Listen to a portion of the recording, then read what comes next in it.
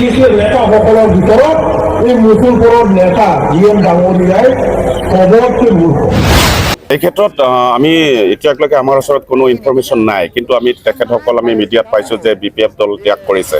আৰু যদি তেখেতসকল আমাৰ EPPL দলত আহে, নিশ্চয় আমাৰ দলে তেখেতসকলক আদৰি ল'ব, কাৰণ ঐক্য আৰু শান্তি আৰু প্ৰগতিৰ কথা চিন্তা চৰ্চা কৰি আছে আমাৰ দলে। আমাৰ দলৰ নেতৃত্বসকলে, আমাৰ দলৰ সভাপতি সন্মানীয় প্ৰমোদ বড়ো ডাঙৰীয়াই আৰু BTR-বাসীক সকলোকে একেলগে লৈ পেলাই BTR-খনৰ উন্নয়নৰ কথা তেখেতে চিন্তা চৰ্চা কৰিছে। ফেচবুকआव नुदों बिथांनि जेनोखि रेजिगनेशन लेटार बेखौथ' नुदों, सानदों सिङाव मा जानानै दं बेखौ जोंबो सिन्था खालामदों। निश्चय नोंथां सोंनाय बायदि जेरैहाय जोंनि दलाव फैयोब्ला जोंथ' मस्ट वेलकाम, जोंहा अपेन दरा बयहाबो दंखायो, बयनि थाखायबो खुला आरो बेयाव बयबो फैनानै मावनो हागोन आरो रायजो राजाखौ सिबिनो हागोन। जों मस्ट वेलकाम। जुदि जोंनि पार्टियाव फैयोब्ला आं सिगांनो बिथांखौ वेलकाम खालामग्रोबाय आरो आसा खालामदों जेनेबा जेनोखि दल बिथाङा ओंखारबोदों आरो गोबां मानसिफ्रानो फैबाय आरो फैगासिनोबो दं। निश्चय लास्ट मुहूर्त समाव मा जागोन बे समासो खोन्थासिगोन। बेखौथ' जों इन्टारनेल गावसोरनि इन्टारनेल कनफ्लिक्ट थानो हागौ, बेखौथ' जों डाइरेक्टलि बे पार्टियाव गैयै हिसाबै जों बेखौ बुंनो हानाय नङा। जिखुनु जा जों नुदों जे गार्जेनजों गार्जेन जुदि थिग नङाब्ला गथ'फ्रा खारखायो। बिनि सिगांबो गोबां गथ'फ्रा खारबाय। मोनसे न'खराव गार्जेना जेनेबा हौवा हिन्जाव नांलायबाय थायोबो गथ'फ्रा दिल्ली बम्बे खारखायो। निश्चय गार्जेननि गेजेराव बेफोरबायदि कनफ्लिक्टआ जादों आरो माबा मोनसे आइडिय'लजिकेल डिफारेन्सबो जानो हागौ। बेनि थाखाय बिथाङा कम्फर्टेबल मोनाखै बिथांजों मावजाबनो, जेनाखि दानि आवगोलनि हाग्रामा बिथांजों। बेनि थाखायनो बिथाङा गोदान लामा लादों होननानै आं सानो। 7 थारिखआव जयनिं जायोब्ला आं दहायनो बुंखाबाय मस्ट वेलकाम आरो जों वेलकाम खालामगोन, बेखौ नेनानै दं आरो जों जयै खामानि मावगोन। बेखौथ' मैया नुदों ससियेल मिडियायाव फेसबुकआव नुदों बिथांनि जेनोखि रेजिगनेशन लेटार बेखौथ' नुदों। सानदों सिङाव मा जानानै दं बेखौ जोंबो सिन्था खालामदों।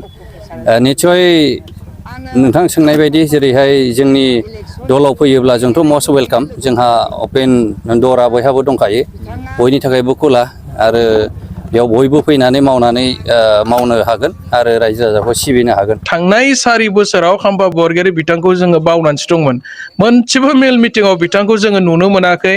BPF दोलोखौ माबोरै सालायलांनांगौ बेखौ बिथाङा लानानै माने मालाबाबो खामानि मावनाय जों नुवाखैमोन। दा जोङो धन्यबादसो होनांगोन बिथाङा जे BPF दोलोखौ नागारनानै UPPL आव हाबगोननाय जों खोनादों। बिथांखौ जोङो धन्यबाद होदों आरो BPF दोलोनि जानानै। मानोना बिथाङा BPF दोलोखौ बिराद कनफिउज खालामबाय थादोंमोन। थांगोन थाङा, माब्लाबा कंग्रेसआव थांगोन होननाय खोनायो, माब्लाबा BJP आव हाबनाया कनफार्म जाबाय होननाय खोनायो, माब्लाबा UPPL आव हाबनाया कनफार्म जाबाय होननाय खोनायो।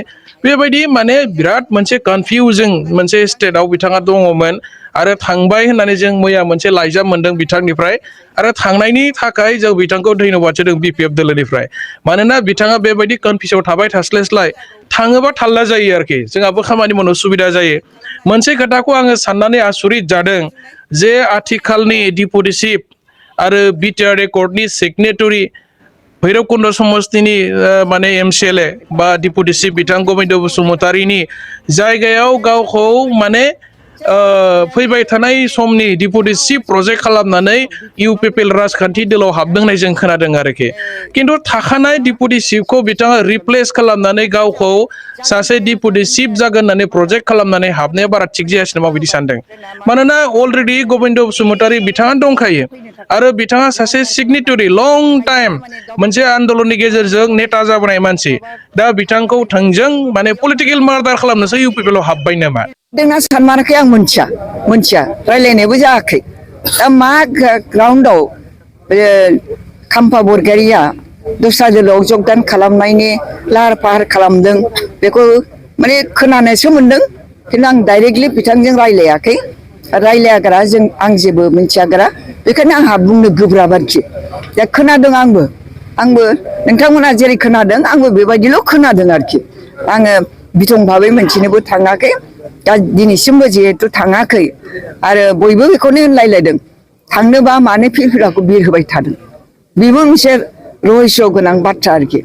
थांनो लुबैदोंबा बिपिएफखौ गाज्रि मोनदोंबा बे बिपिएफ बे फ्लेगखौ बोख्लायनांगौमोन ना बेखौथ' बोख्लायाखै गावनि न'आव गायनायखौ बिसिबा गिदिर फ्लेग बिरगासिनो दङ बे हिसाबै माने बिथाङा रायलाय होनलायाव सोरबा बिनि खोथानि बिथोराव माबा मोनसे खराग मोननानै बुंदों जानो हागौ आरो बेनिफ्रायनो बे अपप्रचारा जादों होननानै आं सानो आङो खाम्फा बरगयारिजों इलेक्सन गेलेनायनिफ्रायनो लोगो हमाखै दा बिथाङा सानमारदोंना सानमाराखै आं मोनथिया रायलायनायबो जायाखै दा मा ग्राउन्डआव खाम्फा बरगयारिया दस्रा दोलोआव जगदान खालामनायनि लाहार फाहार खालामदों बेखौ माने खोनानोसो मोनदों खिन्थु आं डाइरेक्टलि बिथांजों रायलायाखै रायलायाग्रा आं जेबो मिथियाग्रा बेखायनो आंहा बुंनो गोब्राब आरोखि दा खोनादों आंबो नोंथांमोना जेरै खोनादों आंबो बेबायदिल' खोनादों आरोखि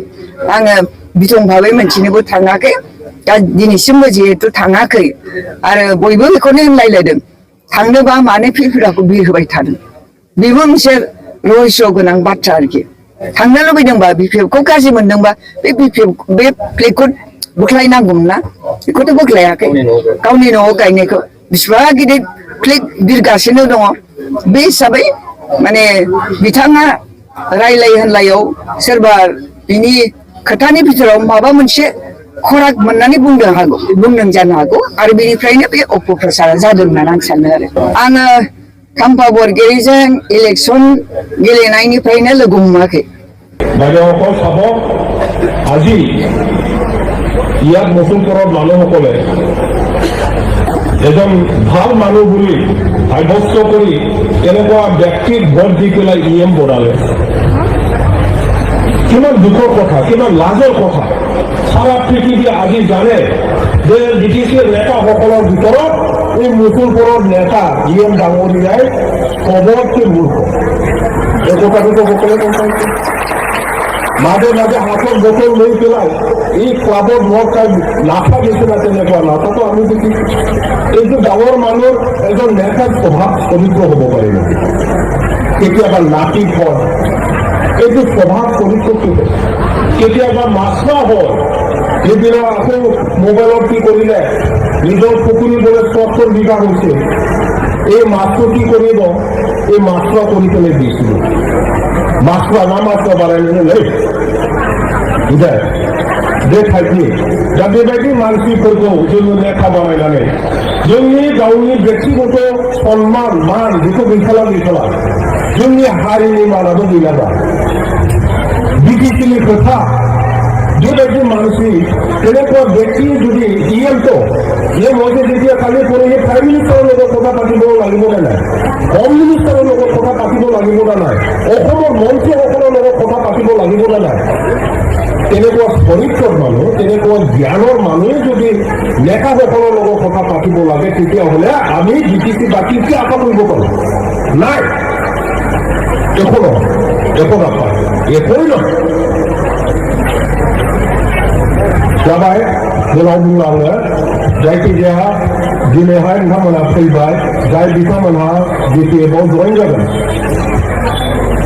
যি দাদা ভাইসকলে বাইদেউসকলে আমাৰ BPF-ত যোগদান কৰিব মই আপোনালোক সকলোকে BPF-ৰ হৈ সকলোৰে হৈ আন্তৰিক অভিনন্দন আৰু প্ৰণাম জনাইছোঁ আহক এজন BPF-ৰ সক্ৰিয় কৰ্মী হৈ আপোনালোকে কাম কৰক অকল ভোটাৰ নহয় সাধাৰণ মানে সদস্য নহয় নিজৰ গাঁৱত নিজৰ অঞ্চলত আপোনালোকে এজন নেত্ৰী হওক এজন নেতা হওক ৰাইজক বুজাব পৰা দায়িত্ব লৈ পেলাই ৰাইজক বুজাওক BPF দলে বেয়া যদি হয় এই বেয়াটো কওক আমাক কওক বেয়াটো আমি কেনেবাকৈ শুধৰাই ল'ব পাৰে নেকি এইবোৰ আমি চিন্তা কৰিম চবৰে সমস্যা আছে নিজৰ ব্যক্তিগত সমস্যা আছে পৰিয়ালৰ সমস্যা আছে গাঁৱৰ সমস্যা আছে সমাজৰ নিজৰ জাতিৰ সমস্যা আছে বিটিচি বাকী হিচাপে আমাৰ বৃহৎ সমস্যা আছে